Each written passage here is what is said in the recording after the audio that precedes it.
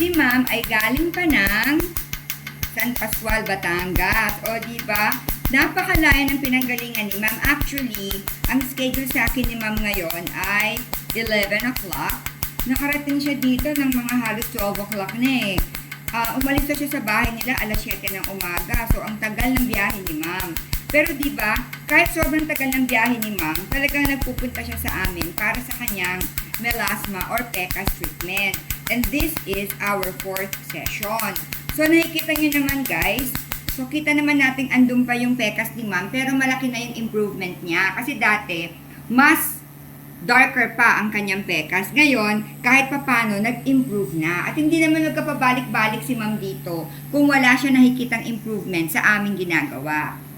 So, ngayon, ang ginagawa ko sa kanya, itong unang laser. So, tulad ng lagi ko sinasabi, we are using 2 lasers in 1 session. Ito yung unang laser, ile-laser ko yung buong mukha ni ma'am, and then, yung pangalawang laser, ipapakita ko sa inyo yung pangalawa ha, ito po yun. Ito yung pangalawang laser.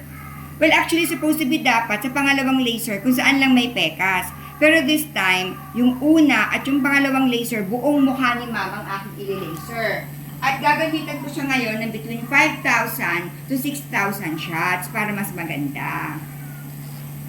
So, ayan. So, sa mga interesado na magpa-treat din sa amin ng PECAS, well, kung saan nyo napapanood itong video na ito, i-chat nyo lamang po kami.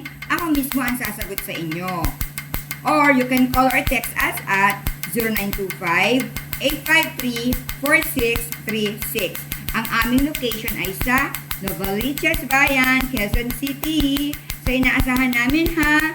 Punta lang kayo sa amin, pasyal lang po kayo dito para ma-check po namin ang inyong mga PECAS or ang inyong skin. Okay, bye!